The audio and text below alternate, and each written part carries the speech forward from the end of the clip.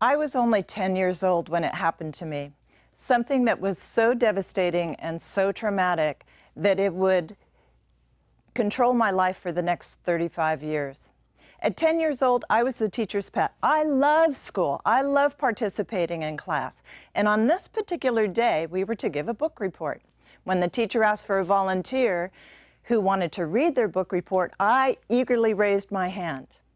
And as I returned to my seat, to envious applause, the teacher said, "That was wonderful, Karen. And now I'd like to read a book report from somebody who is not here today." And she proceeded to pick up the book, open the cover, and read verbatim, word for word, exactly what I had just read from my very perfect penmanship. You see, I hadn't read the book. Well, I learned a lot about using somebody else's words in that moment, but in that embarrassing and excruciating moment of self-discovery, I also lost my voice. No longer would I participate in class. No longer would I raise my hand. No longer would I share any kind of enthusiasm along the way. And that fear of speaking stayed with me through college and into my careers. Now, fast forward 35 years. I now have a 10-year-old son named Kevin, and he comes home from school one day visibly upset. And he proceeds to tell me a story about how he would have been killed had it not been for jumping back onto a safety island in the middle of the intersection where 4 cars collided around him. And I told him, I said, "Kevin, the city is going to remove that safety island." And he said, "Well, that's stupid." And at that point, I suggested he maybe write a letter to the Planning Commission or the police department. And he did. From there, they suggested he get a petition going. And he did. With 3 schools involved and 400 signatures, he brought the petition to the Planning Commission again, and they suggested he take it to City Hall. And he did. By this time, the news was out in the community. Everybody was interested. They had front page stories in the newspaper. He was getting calls in the morning before school to be on talk radio. TV reporters were coming in to interview him in the middle of the intersection to tell his story about why this was so important to him. And his answer was simple. People are more important than cars. It was at that point I realized how powerful Kevin's voice was and how it had made a difference. And I knew at that point I needed to do something about my overwhelming fear of speaking. And that's when I joined Toastmasters, and where I have remained a member for over 21 years. Now, in that moment, I learned that Kevin's voice was important.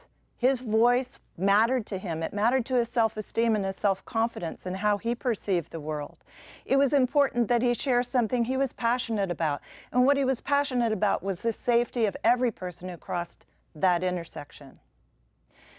It mattered to him that children were safe. But what we talk about, what is important, is that we share things we're passionate about, and it doesn't matter what it is. It could be about the economy or politics or childhood diabetes or animals. Because when you share what you're passionate about, we learn. And we learn from that listening. I remember a time when I was back in New York on a business trip, and this nice-looking gentleman asked to sit next to me, introducing himself as Nick. And every person who came by our table kept referring to him as Your Honor, Your Honorable Griner. And I said, "What is it you do, Nick?" And he said, "I'm the Prime Minister of New South Wales." Great. I'm sitting next to a politician, and politics are my least favorite topic of conversation. But I asked another question. I said, "What is it about politics that you like?" And he said, "Power." And I asked one more question. I said, "What is it about power that intrigues you?" And he said, "The ability to create change." And in that moment, Nick and I began a wonderful conversation. Realizing that our voice has the power to create change was made evident to me after only my second speech in Toastmasters, where I was just sharing about my volunteer work for Adopt a Family at holiday time. And I was telling the story of 3 families that were in need of adoption. At the end of the meeting, our club decided to adopt those 3 families. Wow! In 5 minutes, in my second speech, I had made a difference in the lives of 3 families. And in that moment, I found my voice again. In conclusion, what I want you to know is that your voice matters. Your voice matters to your own self-esteem and self-confidence and how you perceive and are perceived in the world.